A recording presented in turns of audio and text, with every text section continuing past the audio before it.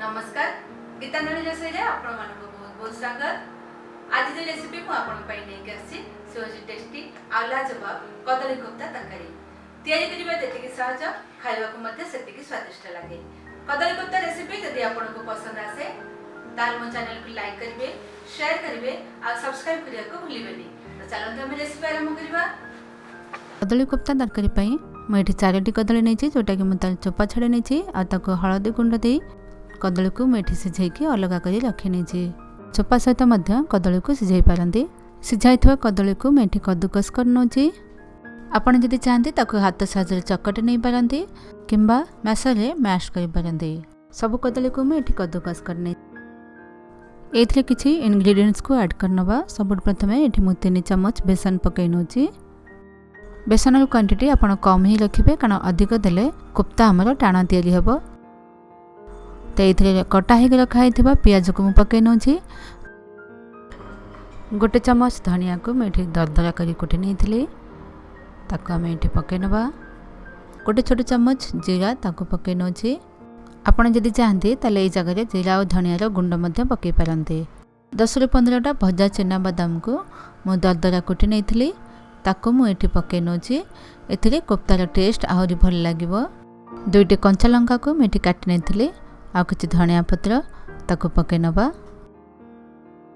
आधा चम्मच गरम मसला गुंड पकई नौची आ आधा चम्मच लंका गुंड ताको मैं एठी पकई नौची। राग आपनको स्वाद अनुसार आपण कम बेसी कर पारंती। 1 चम्मच लूण पकई नौची। लूण आपनको स्वाद अनुसार आपण दे पारंती। ए सब को चम्मच रे मु मिक्स कर नौची। आपण हाथ साहाଯ୍ୟରେ मिक्स कर नहीं पारती। कोफ्ता तैयारी करिया पूर्व आपण हाथ को धोई नहीं पारती किंबा हाथ में टिके तेल लगे नहीं पारती। मु एठी हाथ को धोई नहीं जहाद्वारा कि मिक्सर आउ आपण हाथ में लगे ना।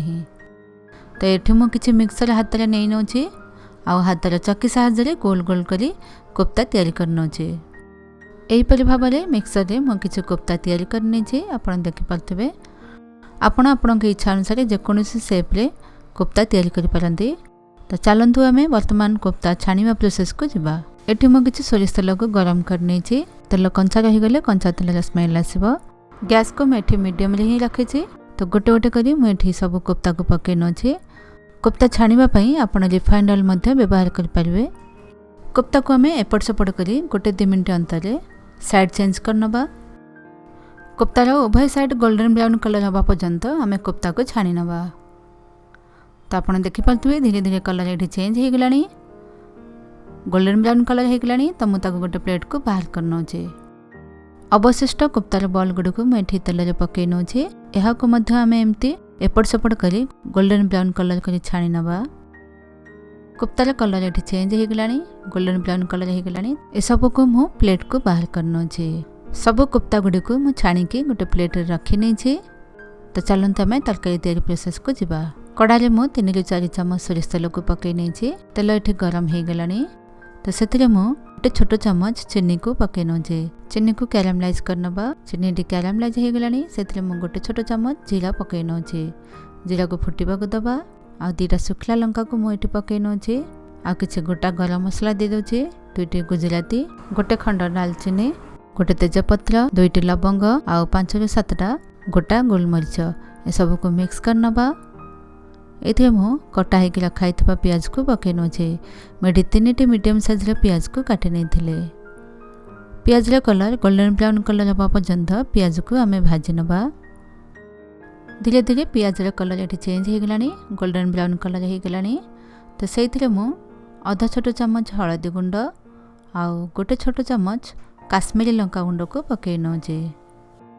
ये सब को आम मिक्स करनबा। एथिरे तरकारी कलर बहुत भल आसीबो। वर्तमान एथिरे मु 1 चम्मच अदा रसुण पेस्ट को पकई नौची। ए सब को मिक्स करनबा। अदा रसुण रे कंचा स्मेल जिबा पर्यंत आ मसला रे हल्का तेल छाड़ी आसीबा पर्यंत मसला को आमे कसी नबा। तो आपण देखि पारथिबे धीरे धीरे एठी मसला कसी आसलानी। मसला रे हल्का तेल छाड़ी आसलानी।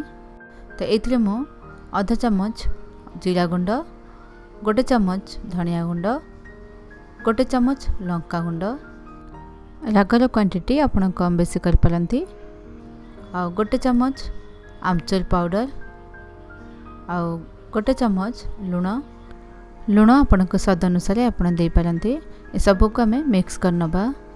3 ରୁ 4 मिनिट पर्यंत मसला को आमे कसी नबा। 3 ରୁ 4 मिनिट हे गलानी मसला एटी भल भाबरे कसी हे गलानी।